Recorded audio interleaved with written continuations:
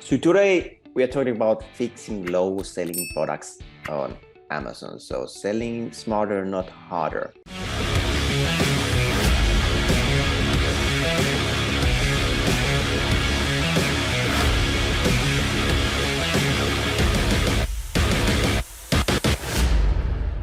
So we are going to be talking about that, okay, why the products might not be selling, what are the different reasons and issues, and then fixing those issues and mistakes to avoid beforehand, and how successful brands did it. And we're going to be doing a bit of a couple of steps to do in Data Dive as well, which is a tool, really powerful tool when it comes to finding more or getting more visibility for your products. So let's dig in. So first of all, why the products aren't selling. You can also talk about this in such a way that it's not only exclusively about selling on Amazon. So I mean, one reason could be that, okay, I mean, just buyers don't need the product.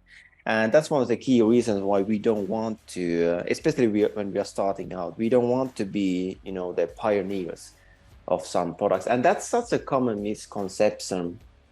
And I have the same misconception myself, that when I had no experience in business, I hadn't sold anything online. I hadn't had any kind of business. I was thinking that, okay, I had this kind of image of building a business that, okay, you come up with your own unique product with your own patents, and then you just launch it to the market, and somehow magically it will start selling. And of course it will start selling, right, if it's just a great product, and if it's the best product and it meets some needs, and then it's all about advertising, right?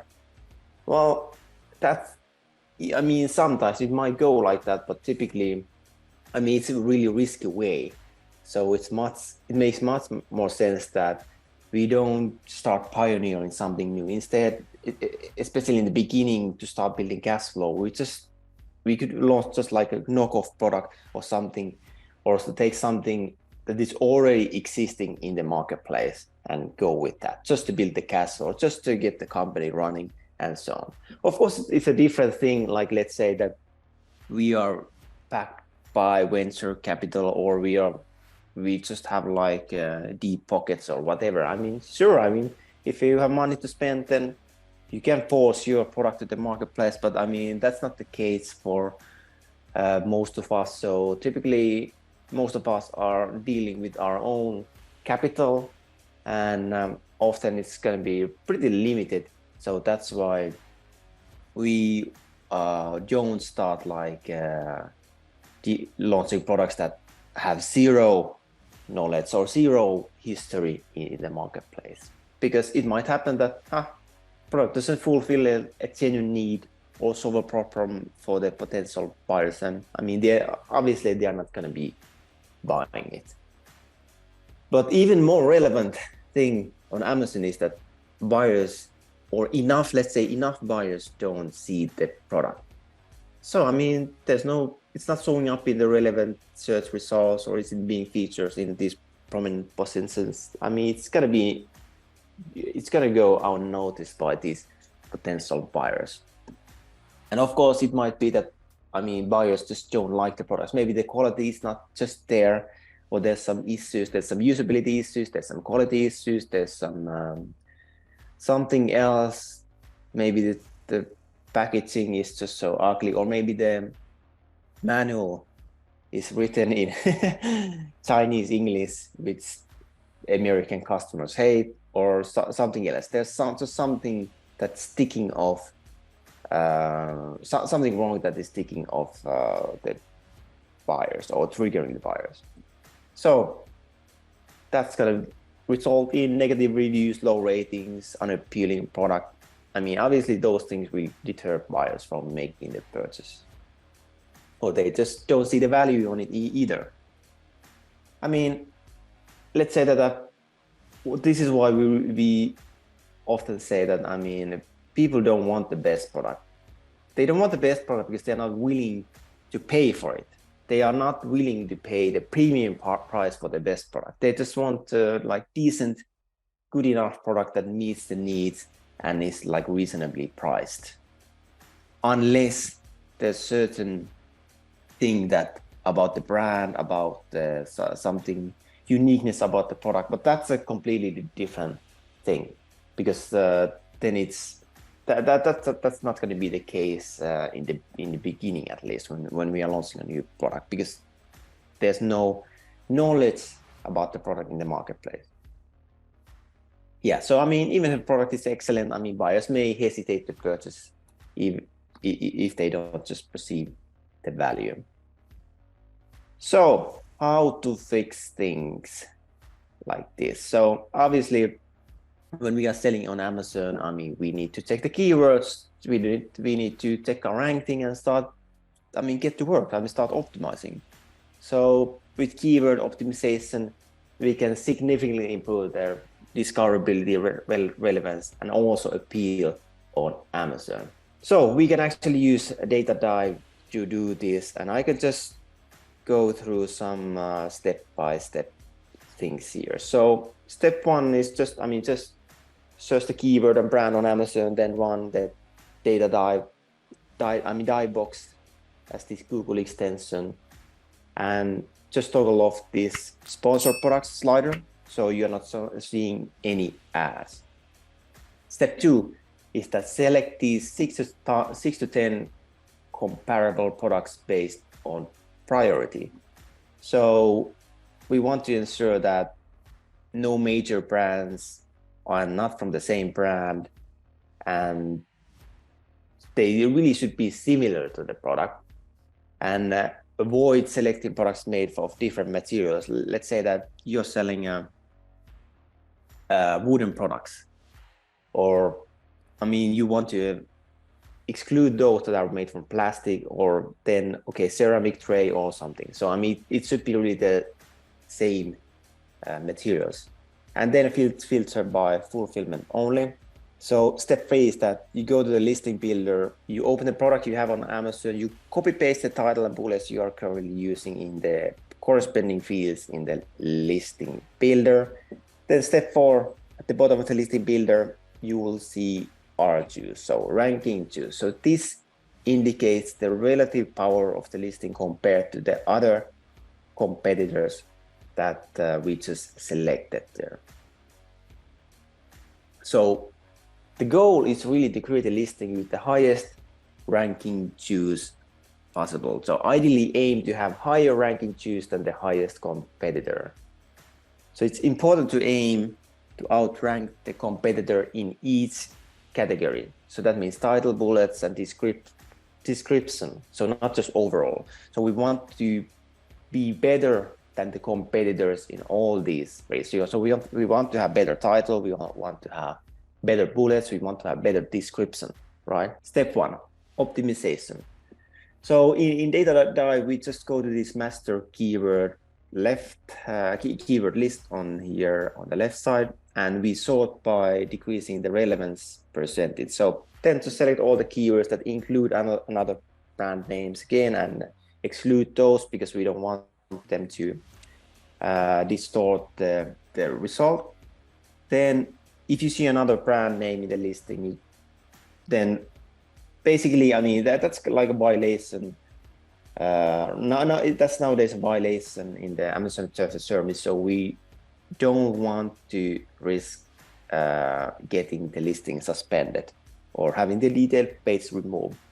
So it's not a good idea to use other brand names in the listing. And only focus on the ones with high relevance. Remove keywords that are not relevant to the product. For example, if we are selling like a wooden knife with a silicone holder, I mean, you shouldn't include the silicone there. And step 2 is then go back to the listing builder and click just optimize ranking juice. So you can then see that this ranking juice will increase dramatically.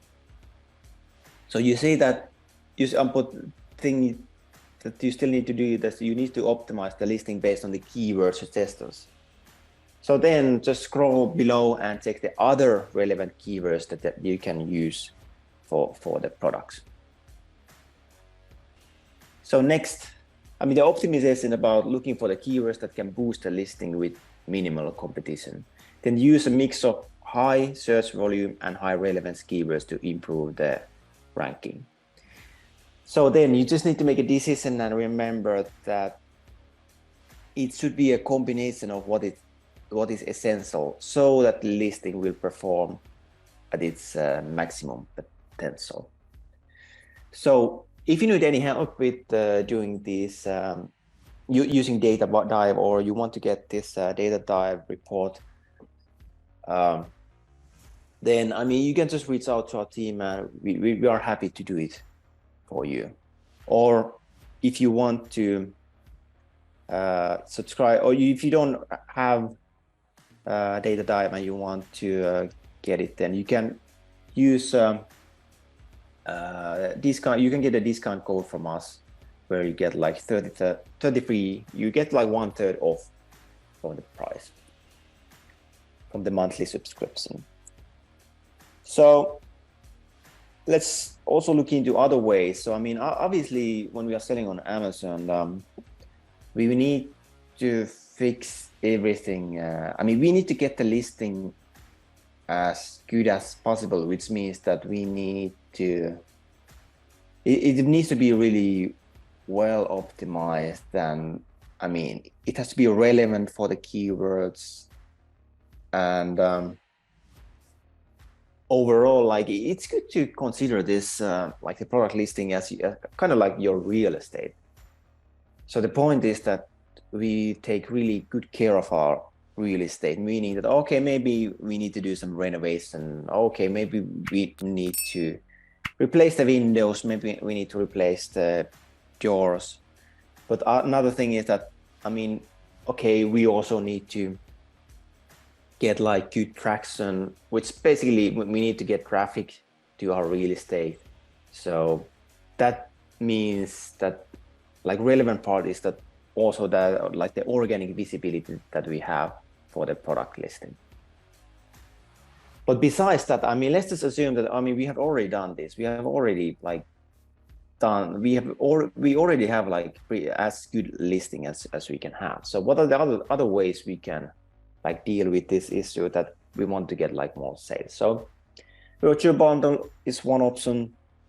So really to enhance the product offerings and incentivize customers to buy more. For example, if a low selling product is a blender, we could couple it up with a recipe book or some sort of measuring cups that you also sell, or like something else. And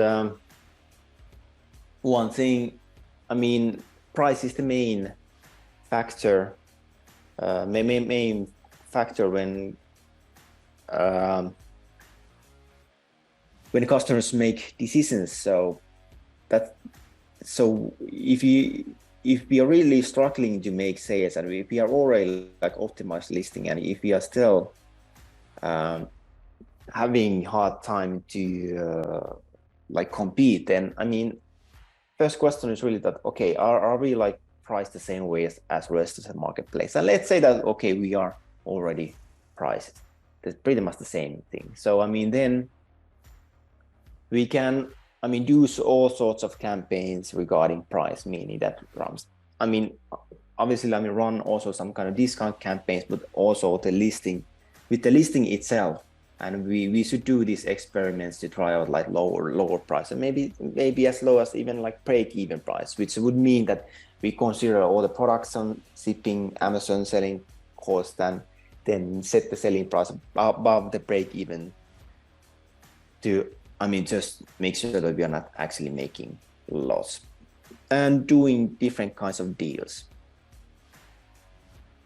So on Amazon, there are many kind of deals that we can do. We can do outlet deals, lightning deals. So just to like be able to get rid of the stock, because the last thing we want to do is to pay these like long-term storage fees, and it's kind of the dumb thing to do. Is that, I mean, it has also happened to us many times that we have paid like long-term storage fees, and what is a way how to avoid that? I mean, just don't send that much inventory to Amazon. I mean, don't send inventory to Amazon that you're not selling, right? Pretty simple way to fix it. And of course, it happens sometimes that, I mean, we have a trend that is going up, but then suddenly, let's say that our sales are increasing, and maybe we are a bit too optimistic and we just send too much inventory. But then something happens. I mean, okay, the spike is getting, or the growth is getting a bit lower and lower, and okay, we are not really growing as fast as we thought. So, okay, now we have a bunch of inventory, too much inventory inside of Amazon. So in that case, I mean, we should really try to get rid of it as quickly as possible.